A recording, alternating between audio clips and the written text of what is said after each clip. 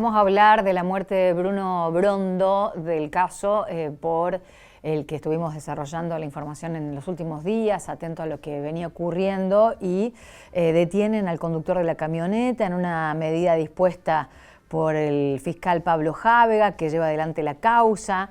Se determinó que no hubo prueba de alcoholemia, ¿no? Dosajes. Vamos a hablar con el propio fiscal que nos recibe, estamos con el móvil. Marce, adelante, los escuchamos. Muchísimas gracias, Pauli. Vamos a tomar contacto con el doctor Jávega. Bueno, doctor, muchísimas gracias por recibirnos. ¿Qué se puede saber a esta hora del hecho que termina con la muerte de Bruno Brondo? Buen día. Buen día, ¿cómo anda? Saludos para toda la gente puntal. Lo que se puede informar en este momento es que se están llevando a cabo todas las medidas previas que establece la ley para ver si en el día de la fecha o a más tardar mañana se le puede tomar declaración a la persona que se encuentra privada de su libertad. Esto se hace a efectos de garantizar la defensa en juicio para que conozca, digamos, en presencia y con la asistencia de su abogado defensor, cuál es el cuadro de probanzas que se ha colectado, cuál es la imputación, esto es, qué se le atribuye formalmente como presunta responsabilidad. Bien, y para que si así lo estima, de su derecho, puede formular un descargo o no, o simplemente escuchar lo que tiene para decir la Fiscalía. En eso es en el estado de avance que nos encontramos en este momento, particularmente en esta causa, digamos, bajo la dirección de quien les habla, pero que es, digamos, está a cargo de lo que es la Fiscalía de Fuero Múltiple de número 3, o sea, lo que es la Fiscalía de Tercer Turno. Bien, recordamos aquel episodio, el 5 de julio, hubo una colisión entre una Amarok en el cual venían los ocupantes que en este caso estábamos mencionando, tanto Pizarro como Carón, y en el otro un Clio con 6 personas, en donde entre unos está el malogrado. Correcto. Efectivamente lo que se ha logrado determinar con la evolución del cuadro probatorio, que eso es lo que también les señalaba a algunos colegas que me consultaban, lo que tiene que ver con la recolección y el orden de pruebas, el ordenamiento de pruebas, es una cuestión dinámica, no es una cuestión que se plasma desde un inicio y se queda ya congelada, digamos, o estática en el resto de la investigación, sino que se van ordenando medidas de prueba y se van incorporando en diferentes instantes o etapas de la investigación. ¿Bien? Entonces, siguiendo ese concepto, esa noción dinámica de la prueba, se fueron colectando tanto prueba documental, que obedece no solo a la recolección de cámaras de seguridad, que se agradece al Ministerio Público el aporte generoso de los vecinos del sector, también se había solicitado domos policiales, también no hay que olvidar de que existe un relevamiento por parte del Cuerpo Operativo de la Secretaría Científica, quien hace un exhaustivo y detallado relevamiento justamente del lugar donde colisionan los vehículos, de las improntas que dejan. Igualmente también se han ido colectando múltiples testimonios, tanto de los ocupantes del vehículo menor como, bueno, del personal policial previniente. Bien, o sea, en suma un cuadro probatorio amplio, bien, que con esta evolución, con esta incorporación en etapas, fue reperfilando el vector de investigación. En su comienzo, él mismo sugería como que quien conducía el vehículo mayor era una persona y se termina orientando hacia otro sentido. Esto es, que no era quien había señalado ante la autoridad previniente que era el que conducía, sino que era otra persona que mendazmente se puso en posición de acompañante. La persona esta, que es la propietaria, ¿estaba inhabilitado para manejar y lo cede por una circunstancia X que, dentro de todo del ámbito investigativo, se puede saber? No pudo desarrollar de momento el contenido del cuadro probatorio. ¿Por qué? Por lo que le acabo de señalar. Primero se le tiene que informar a la persona que se encuentra sospechada. Bien, es motivo de investigación el por qué. ¿Qué es lo que habría motivado a que eventualmente se haya dado esa sustitución de identidad en cuanto a quién estaba a cargo del rodado? Lo real y cierto es que los elementos hoy señalan de que eso habría ocurrido y ello tiene un impacto en el marco de la investigación y ello no resulta indiferente. Eso tiene consecuencias, que es esencialmente, entre otras cosas, lo que ha derivado en la detención del presunto autor del homicidio culposo agravado. ¿Bien? ¿Por qué? Porque ese tipo de labores, la propia ley, esto es el Código Procesal Penal, lo contempla como una circunstancia disvaliosa hacia la posición procesal de quien está sospechado. Tanto Carón como Pizarro han tenido la posibilidad de control de alcoholemia, uno sí, el otro no, los dos no. No, del relevamiento preliminar que hace la autoridad policial cuando es comisionada, digamos, ese lugar, y por supuesto también en el contexto de, nuevamente, es relevar el lugar, pero también darle prioridad a quienes resultaban lesionados para tener una pronta asistencia, ¿no? En ese contexto, haciendo todas las tareas preliminares, ellos obtienen como que quienes habrían estado en la conducción de los rodados serían en el vehículo menor un joven Boni, y en relación al otro, quien dijo que estaba conduciendo era el señor Carón. En base a eso se practicaron las medidas correspondientes y de rigor que tiene que ver con dosaje de alcohol a estas personas. Bien, no así al resto de quienes iban en cada uno de los vehículos. Bien, de ahí se puede verificar uno de los supuestos en los que da un impacto negativo hacia el decurso de la investigación, que esta sustitución de identidad impacta en lo que era la determinación de la presencia o no de alcohol o sustancias en el cuerpo de quien se sospecha de que iba manejando. ¿Sobre quien conducía el Clio pesa alguna mirada o está centrada más que nada en los dos eventuales conductores que ha tenido la Amarok?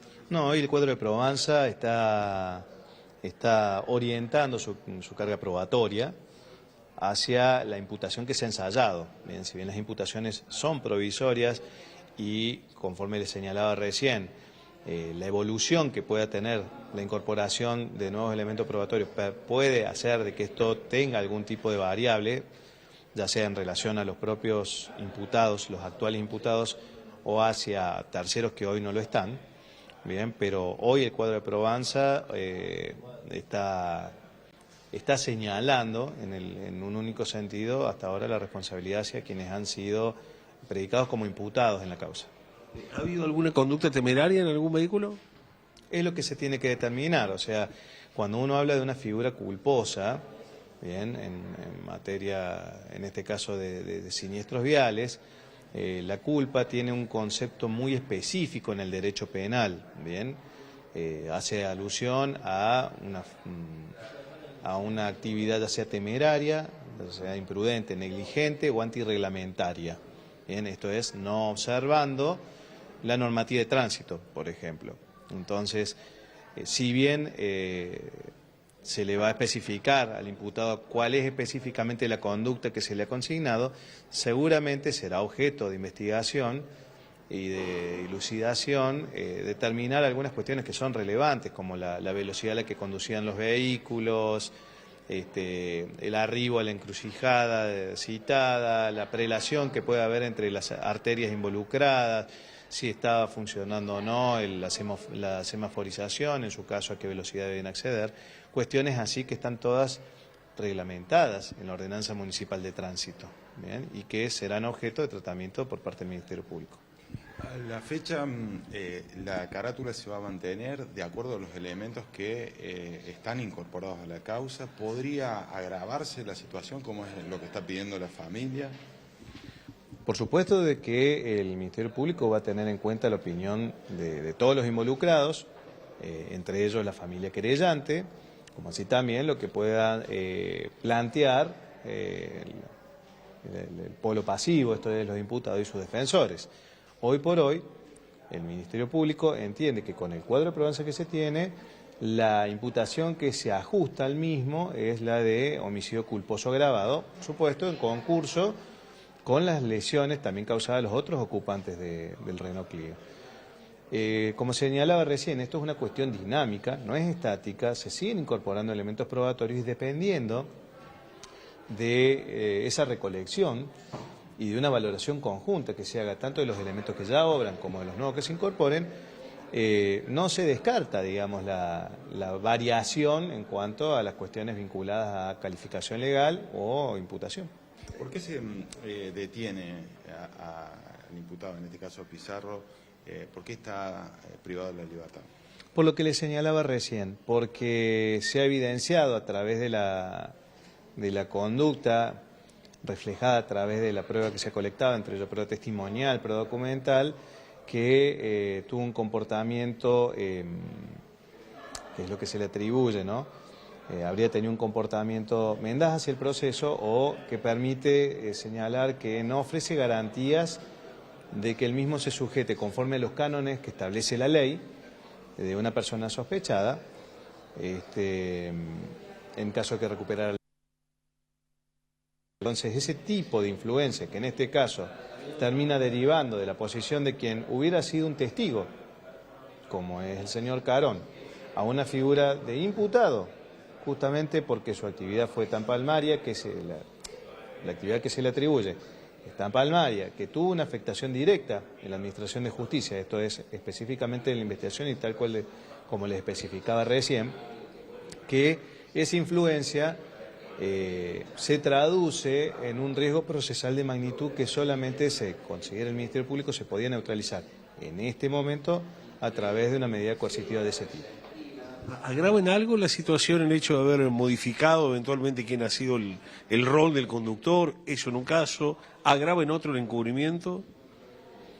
A ver, agrava la situación del imputado de encubrimiento, su conducta, digamos, referenciada ante el personal policial previniente, en tanto él iba a ser testigo, o sea, iba a ser un colaborador de la causa y hoy está sospechado de haber entorpecido una causa. Entonces, podría eventualmente ser pasible de, en el caso de acreditarse su conducta como delictiva, de una pena, bien, de una pena prisión.